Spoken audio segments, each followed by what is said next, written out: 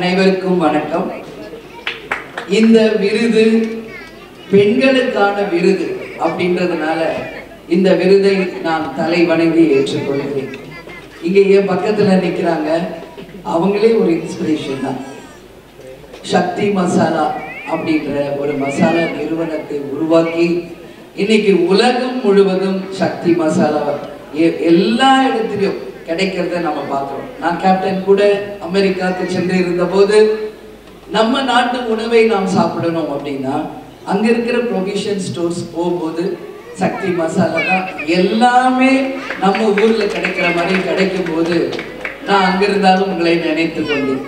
அதை விட எனக்கு சக்தி மசாலால ரொம்ப என்ன அட்ராக்ட் பண்ண விஷயம் ஒண்ணுன்னா, அவங்க ஹேண்டிகேப்ஸுக்கு ஊக்கப்படுத்தி அவர்களை வேலைக்கு அமர்த்தி அவர்களுக்கும் வேலை வாய்ப்பை உருவாக்கி அவர்களுக்குள் ஒரு தன்னம்பிக்கை உருவாக்கிய கம்பெனின்னா அது மசாலா சக்தி மசாலா தான். ஒரு முறையும் நான் டிவியில பார்க்கும்போது இன்னைக்கு தான் அவங்கள நான் நேரா பார்க்கிறேன். ஆனாலும் என் மனதை மிகவும் அந்த ஹேண்டிகேப்ஸுக்கு அவங்க ஹெல்ப் பண்றது ரொம்ப ரொம்ப எனக்கு பிடித்த ஒரு விஷயம். ஏன் இதை நான் சொல்றேன்னா, என் கணவர் புரட்சி கலைஞர் கேப்டன் அவர்கள் எப்பொழுதுமே ஆரம்ப காலத்திலிருந்து, அதாவது நடிகராக இருந்த காலத்திலிருந்து தன்னுடைய ஒவ்வொரு பிறந்த நாளுக்கும் ஏழைகளுக்கும் இயலாதவர்களுக்கும் உடல் ஊனமற்றவர்களுக்கும் பல்வேறு விதமான உபகரணங்களை தொடர்ந்து வழங்கி அதுல ஒரு முன்னுதாரணமாக வாழ்ந்து காட்டியவர் கேப்டன் அவர்கள். அதுக்கு அடுத்து அந்த மாதிரி ஒரு விஷுவல்ஸ் நான் சக்தி மசாலாவுடைய அந்த நிகழ்ச்சிகளை பார்க்குறப்போ உண்மையிலேயே நான் மன மகிழ்ச்சி அடைந்தேன் அந்த தருணம். அதே மாதிரி இந்த நிகழ்ச்சியை ஏற்பாடு செய்த ஹேமச்சந்திரன் அவர்களுக்கு எங்கள் குடும்பம் சார்பாக கட்சி சார்பாக வாழ்த்துக்களை தெரிவித்துக் கொள்கிறேன். அவர் என்னுடைய தம்பி சுதீஷுடைய பிரதர், அவரோட ஃப்ரெண்டு. நான் ஆக்சுவலி இப்போ சுற்றுப்பயணத்துல இருக்கேன். ஹேமச்சந்திரனுக்கு அது தெரியும். ஆகஸ்ட் 3rd இருந்து 23rd வரைக்கும் தமிழ்நாடு முழுக்க வரப்போகின்ற தேர்தலுக்காக எங்களுடைய முதல் கட்ட சுற்றுப்பயணத்தை ஆரம்பிச்சு சென்று கொண்டிருக்கிறேன். அதை பிரேக் பண்ணிட்டு தான் இன்னைக்கு இந்த அவார்ட் ஃபங்க்ஷனுக்கு நான் வந்திருக்கிறேன். அதுதான் உண்மை. ஏன் இதை நான் சொல்றேன்னா, இந்த விருதை நான் ஏன் இப்ப எடுத்தோடனே மேல காமிச்சேன்னா, கேப்டன் மறைவுக்கு பிறகு கிடைக்கின்ற எந்த விருதாக இருந்தாலும், பத்மபூஷன் கேப்டனுக்கு கொடுத்தாங்க, அதுக்கப்புறம் சைமா அவார்டு கொடுத்தாங்க, பல்வேறு விருதுகள் கிடைத்தாலும் அந்த நொடியே அந்த விருதை என் கணவருக்கு கேப்டனுக்கு நான் சமர்ப்பித்து விடுகிறேன். அவர் எங்க விட்டு எங்கேயும் போல என் கூட தெய்வமா தான் இருக்காருன்றதுல நான் உறுதியா இருக்கேன். அதே மாதிரி கேப்டனை நம்ம பத்தி சொல்லணும்னா, பெண்கள் மீது மிகப்பெரிய ஒரு கௌரவம் மரியாதை கொண்டவர். அவர் அம்மா இல்லைனாலும் பெண்களை மதிக்கக்கூடிய ஒரு புனிதரா வாழ்ந்தார். எங்க கட்சியிலே நீங்க எடுத்துக்கிட்டீங்கன்னா அந்த பெண்களுக்கு 33% இடஒதுக்கீடு, பெண்களுக்கு என்ற ஒரு அணி அமைத்து அவங்களுக்கு என்ற ஒரு சீருடை, அவர்களுக்கு என்ற ஒரு கௌரவமான பதவி என்று பெண்களை முக்கியமான இடத்துல நிக்க வச்சு பார்த்து அதை பெருமையாக நினைக்கக்கூடிய ஒரு தலைவராக கேப்டன் வாழ்ந்திருக்கார். திரையுலகில் இருந்த போதும் கேப்டனுடைய ஷூட்டிங் என்றால் ஹீரோயின்ஸ்ல இருந்து அனைவருமே தைரியமா நம்பி அங்க போவாங்க. ஏன்னா அங்க கேப்டன் இருக்கார், அவர் பார்த்துக்குவார் எங்களை அப்படிங்கிற அந்த நம்பிக்கையை அனைவருக்கும் கொடுத்து பெண்களை மதிக்கக்கூடிய ஒரு தலைவராக வாழ்ந்தார். திருமணத்திற்கு பிறகு எனக்கு எல்லா வகையிலும் சரிசமமாக எல்லா இடத்திலும் என்னை கேப்டன் மதித்து அழைத்து சென்று இன்னைக்கு அவர் இல்லாத போதும் இதை நான் எடுத்து நடத்துறேன்னா கேப்டனுடைய வழிகாட்டுதலின் படிதான் இன்றைக்கு வரைக்கும் கட்சியையும் சரி, குடும்பத்தையும் சரி, நிறுவனங்களையும் என்னால் சிறப்பாக கொண்டு செல்ல முடிகிறது. இது ஒன்றும் சாதாரண விஷயம் கிடையாது. இருந்தாலும் என் கணவர் எனக்கு கொடுத்த அந்த சப்போர்ட், என்னை வழி நடத்திய விதம் தான் இன்னைக்கு உங்க முன்னாடி நான் பிரேமலதா விஜயகாந்தாக நிற்கிறேன். நான் படிக்கும் காலத்துல நான் ஸ்போர்ட்ஸ் ஆக்டிவிட்டீஸ்ல நேஷனல் லெவல் பிளேயரா இருந்தேன். அதுதான் ஃபர்ஸ்ட் விஷுவல்லே நீங்க பார்த்தீங்க. டிஸ்கஸ் த்ரோல, ஜாவ்லின், ஷார்ட் புட் போன்ற பல்வேறு விளையாட்டு துறையில நேஷனல் லெவல்ல நானும் என் சகோதரியும் பல விருதுகளை பெற்றிருக்கிறோம். இன்றைக்கு எதிர்கட்சியையும் எதிராளிகளையும் சவால்களை சந்தித்து முன்னேற முடியும் என்றால் அதை நாங்கள் பயின்ற இடம் அந்த விளையாட்டுத்துறை. அந்த களத்தில் நாங்கள் கண்டதுதான் இன்னைக்கு தேர்தல் களத்திலும் நாங்கள் எதிர்கொள்கிறோம்.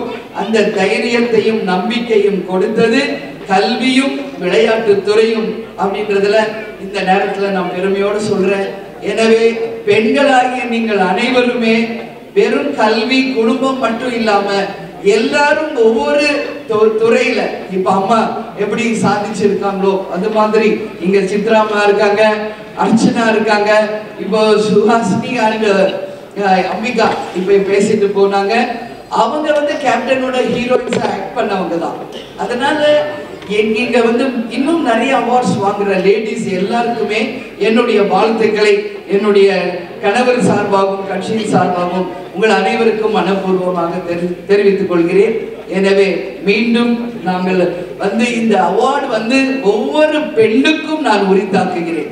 இந்த அவார்டு வாங்குற அனைத்து பெண்களுக்கும் என்னுடைய மனமார வாழ்த்துக்களையும் நான் தெரிவித்துக் கொள்கிறேன். நன்றி, வணக்கம். ரொம்ப அனைவருக்கும் வணக்கம்.